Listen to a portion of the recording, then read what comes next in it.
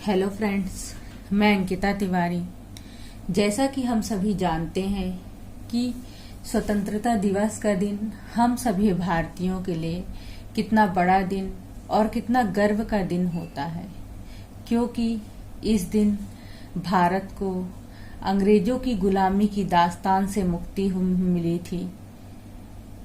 हम सभी ये बात जानते हैं कि आज़ादी सभी के जीवन में कितनी महत्वपूर्ण होती है, चाहे फिर वो कोई मनुष्य हो या फिर पशु पक्षी हो। लेकिन भारत ने इस आज़ादी को पाने में कितने संघर्षों का सामना किया था। ठीक इसी माध्यम से मैं आपसे को एक बात ये समझाना चाहती हूँ कि हमें भी अपने लक्ष्य की प्राप्ति में बहुत से संघर्षों, बहुत सी मुश्किलों का सामना करना पड़ता है, लेकिन हमें अपने लक्ष्य की ओर अग्रसर रहना चाहिए जब तक कि हमें अपने लक्ष्य की प्राप्ति ना हो जाए। आज इतिहास में हम एक बहुत ही महत्वपूर्ण वंश सुंग वंश के बारे में पढ़ेंगे। इस सुंग वंश का संबंध मगध राज्य से है, उसी मगध राज्य से जिसको कि हमने पिछली वीडियोस में पढ़ा है कि 16 महाजनपदों में मगध एक सबसे शक्तिशाली महाजनपद था। उसके बाद हमने पढ़ा मगध के विस्तार और उन्नति के कारण। फिर हमने देखा कि जब सेल्यूकस ने भारत पे आक्रमण किया था, उस समय मगध साम्राज्य पर नंद वंश के आखिरी शासक घनानंद का शासन था, जो कि एक बहुत ही शक्तिशाली राजा था। फिर हमने मौर्य साम्राज्य के बारे में पढ़ा, जिसमें कि 3 राजाओं ने, चंद्रगुप्त मौर्य, बिंदुसार और अशोक ने मगध पर शासन किया था। ये तीनों के तीनों बहुत ही कुशल और वीर योद्धा कहलाए थे। आज हम सुंग वंश के बारे में पढ़ने जा रहे हैं। ये शासन काल भी मगध से ही संबंधित है। तो चलिए आइए देखते हैं कि आखिर सुंग वंश क्या था और इसके शासकों ने सुंग वंश कैसे शासन किया। सबसे पहले सुंग वंश के शासक और उनके शासन का समय। पुष्यमित्र सुंग, जिनके शासन का समय 185 से 149 ईसा पूर्व माना जाता है। अग्निमित्र, जिनके शासन का समय 149 से 141 ईसा पूर्व तक माना जाता है। वसुज्येष्ठ, जिनके शासन का समय 141 से 131 ईसा पूर्व तक माना जाता है। वसुमित्र, जिनके शासन का समय 131 से 124 ईसा पूर्व तक माना जाता है। अंधक, इनके शासन का समय है 124 से 122 ईसा पूर्व। पुलिंदक, जिनके शासन का समय है 122 से 119 ईसा पूर्व। देवभूति, जिनके शासन का समय है 83 से 73 ईसा पूर्व तक। सुंग वंश के इतिहास को जानने के स्रोत। सुंग वंश के इतिहास को जानने के स्रोतों के बारे में हम पढ़ेंगे कि आखिर सुंग वंश के बारे में हमें ऐतिहासिक स्रोतों से क्या क्या जानने को मिलता है। तो इन ऐतिहासिक स्रोतों तो 2 भागों में बांटा गया है। सबसे पहले है साहित्यिक स्रोत, फिर है पुरातात्विक स्रोत। हम साहित्यिक स्रोतों के बारे में पहले चर्चा करेंगे, जिसमें है पुराण, और पुराण में भी है वायु और मत्स्य पुराण, जिनसे हमें ये पता चलता है कि सुंग वंश के पहले राजा पुष्यमित्र सुंग थे और उन्हें सुंग वंश का संस्थापक भी कहा जाता है। अब आप लोग यहाँ ध्यान दीजिए कि आप लोगों से परीक्षा में यह प्रश्न पूछा जा सकता है कि सुंग वंश के संस्थापक कौन थे, या उनके शासनकाल के बारे में बताइए। फिर है हर्षचरित। हर्षचरित बाणभट्ट द्वारा रचित एक रचना है, जिससे कि हमें ये पता चलता है कि सुंग वंश की पुष्यमित्र सुंग ने मौर्य साम्राज्य के अंतिम सम्राट बृहद्रथ की हत्या करके खुद सिंहासन पर आसीन हो। पतंजलि का महाभाष्य। पतंजलि पुष्यमित्र शुंग के समय के पुरोहित थे तथा पतंजलि द्वारा रचित महाभाष्य से हमें यवनों के आक्रमण का पता चलता है। गार्गी संहिता, जिसे कि एक ज्योतिष ग्रंथ भी कहा जाता है, इसमें भी हमें यवनों के मगध पर आक्रमण का उल्लेख मिलता है। मालविकाग्नि मित्रम, जो कि कालिदास द्वारा रचित एक नाटक है, इससे हमें शुंगकालीन राजनीतिक गतिविधियों के बारे में पता चलता है। दिव्यावदान, इससे हमें ये पता चलता है कि पुष्यमित्र शुंग ने अशोक द्वारा स्थापित किए गए 84,000 स्तूपों को तोड़ दिया था। शुंग वंश एक बहुत ही महत्वपूर्ण वंश कहा जाता है और इस वंश के शासकों ने लगभग 112 साल तक मगध पर शासन किया था। पुरातात्विक स्रोत, जिसमें सबसे पहले है अयोध्या अभिलेख। इस अभिलेख को पुष्यमित्र शुंग के उत्तराधिकारी धनदेव ने लिखवाया था तथा इस अभिलेख से हमें पता चलता है कि पुष्यमित्र शुंग ने अपने शासनकाल में 2 अश्वमेध यज्ञ भी करवाए थे। बेसनगर का अभिलेख, यह यवन राजदूत हेलियोडोरस का है, जो कि गरुड़ स्तंभ पे खुदवाया गया है और इससे हमें भागवत धर्म के बारे में पता चलता है। शुंग वंश का साम्राज्य, इस नवोदित राज्य में मध्य गंगा की घाटी एवं चंबल नदी तक का प्रदेश सम्मिलित था तथा पाटलिपुत्र, अयोध्या और विदिशा इसके प्रमुख नगर थे। पुष्यमित्र शुंग का शासनकाल, यह शुंग साम्राज्य के संस्थापक और प्रथम राजा थे। इससे पहले वह मौर्य साम्राज्य में सेनापति थे, अर्थात जो पुष्यमित्र शुंग थे वह मौर्य साम्राज्य के अंतिम शासक बृहद्रथ के सेनापति थे, लेकिन बृहद्रथ की जन विरोधी नीतियों के कारण पुष्यमित्र शुंग ने उनकी हत्या कर दी और शासन पर आसीन हो गए। अब हम पढ़ेंगे कि पुष्यमित्र शुंग के विजय अभियान कि आखिर पुष्यमित्र शुंग के शासनकाल में उनके कौन कौन से विजय अभियान थे। पुष्यमित्र के शासनकाल में कई विदेशी आक्रमणकारियों के द्वारा भारत पर आक्रमण किए गए, जिसमें सबसे पहले विजय थी विदर्भ बरार की विजय। उस समय विदर्भ का शासक यज्ञसेन था। यह मौर्यों की तरफ से विदर्भ के शासक पद पर नियुक्त हुआ था, लेकिन इसने मौर्य साम्राज्य की दुर्बलता का लाभ उठाकर अपने आप को एक स्वतंत्र शासक घोषित कर दिया गया था, जिससे पुष्यमित्र शुंग और यज्ञसेन के बीच युद्ध हुआ और उसमें यज्ञसेन की हार हुई और पुष्यमित्र शुंग ने विजय प्राप्त की तथा इसका शासन 2 भागों में बट गया। एक भाग माधव सेन के हाथ में चला गया और दूसरे भाग पर शुंग वंश का आधिपत्य स्थापित हो गया था। यज्ञसेन को शुंगों का स्वाभाविक शत्रु भी बताया गया है तथा कालिदास के प्रसिद्ध नाटक मालविकाग्निमित्रम से यज्ञसेन की चचेरी बहन मालविका और अग्निमित्र की प्रेम कथा के साथ साथ विदर्भ विजय का वृतांत भी उल्लेखित है। दूसरी विजय है खारवेल से युद्ध। कलिंग का राजा खारवेल था। यह वही कलिंग है जो कि वर्तमान उड़ीसा में स्थित है तथा कलिंग के बारे में हमने अशोक के शासनकाल में भी पढ़ा था कि जो कलिंग का युद्ध था वह अशोक का हृदय परिवर्तन युद्ध कहा जाता है। खारवेल ने मगध पर आक्रमण कर पुष्यमित्र शुंग को पराजित किया था। इसका पता हमें हाथी गुम्फा अभिलेख से मिलता है।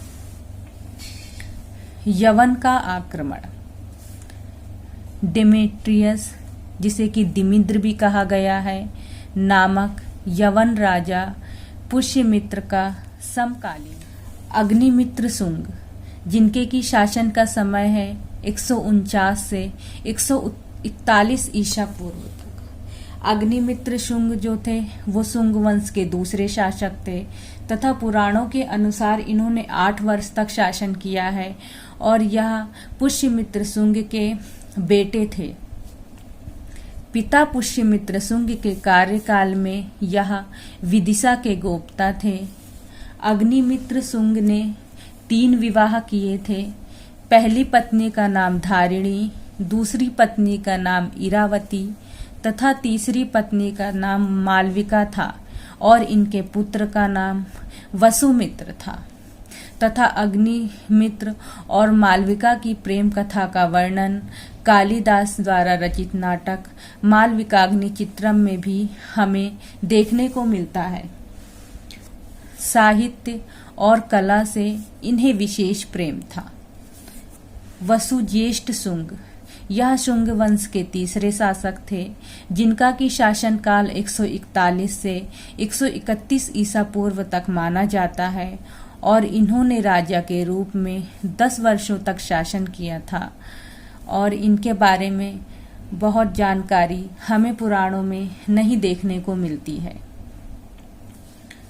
वसुमित्र शुंग, जो कि शुंग वंश के चौथे शासक हुए और इनका शासन काल 131 से 124 ईसा पूर्व तक माना जाता है। वसुमित्र शुंग ने यवनों के खिलाफ लड़ाई लड़ी थी तथा मूजदेव नामक व्यक्ति ने इनकी हत्या कर दी थी।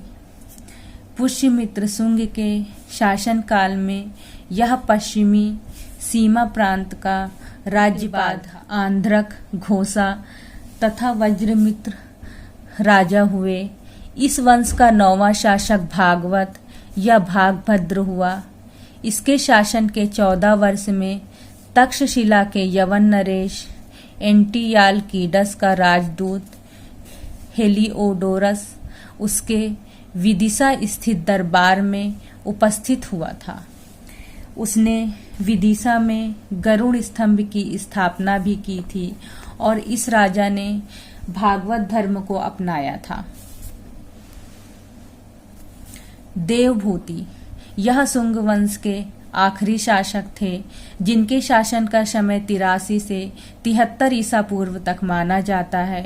पुराणों के अनुसार यह शुंग वंश का 10वां शासक था। इसने 10 वर्षों तक शासन किया था।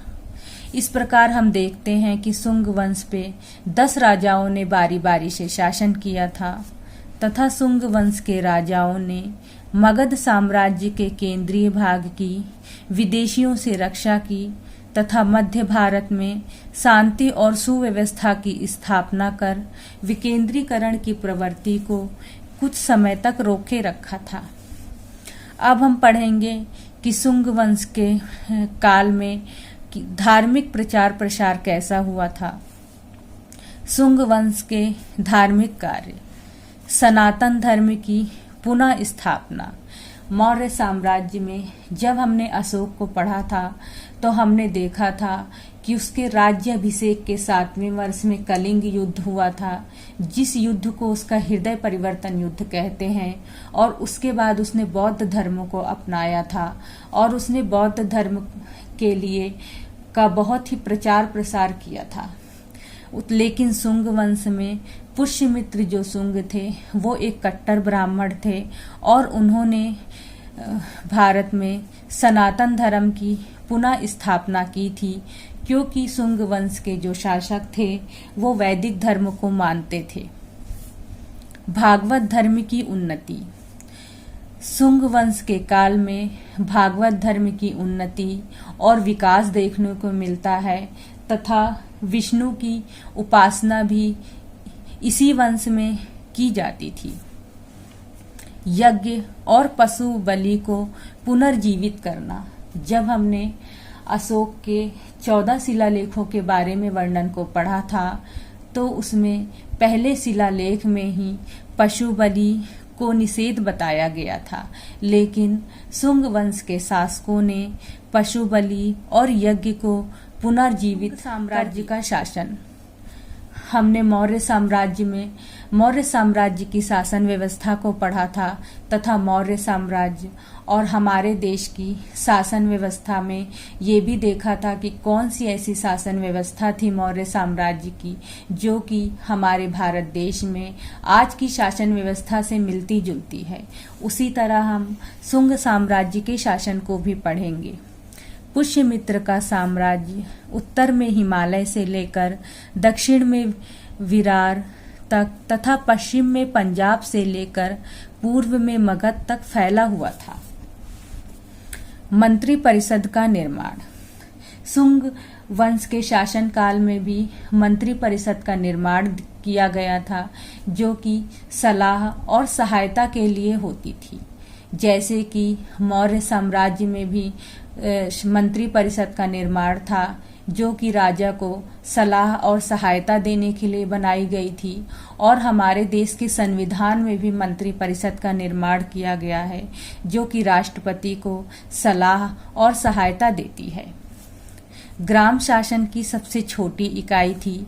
हमने मौर्य साम्राज्य में के प्रशासन व्यवस्था में भी देखा था कि जो ग्राम शासन था वो शासन की सबसे छोटी इकाई मानी गई थी। उसी प्रकार शुंग वंश में भी जो ग्राम शासन की व्यवस्था थी वह सबसे छोटी इकाई मानी जाती थी। शुंग काल में राजधानी हालांकि पाटलिपुत्र थी, किंतु विदिशा का राजनैतिक एवं सांस्कृतिक महत्व बढ़ गया और कालांतर में इसने पाटलिपुत्र का स्थान ले लिया।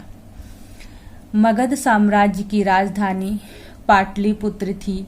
यह हमने घनानंद के शासन काल में भी पढ़ा था तथा चंद्रगुप्त, बिंदुसार और अशोक के शासन काल में भी पाटलिपुत्र ही मगध साम्राज्य की राजधानी थी। लेकिन शुंग वंश तक आते आते विदिशा का महत्व इतना बढ़ गया था कि उसने पाटलिपुत्र का स्थान ले लिया था।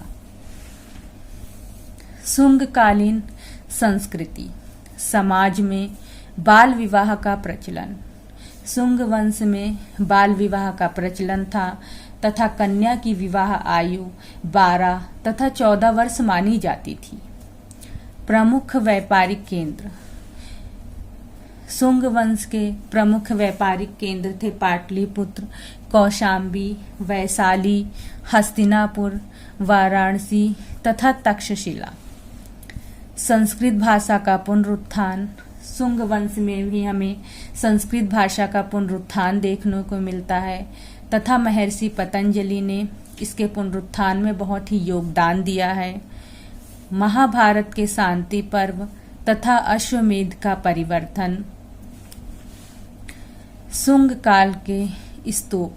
शुंग काल में कुछ स्तूपों का भी निर्माण किया गया था जो कि हैं भरहोत और सांची। स्तूपों का निर्माण।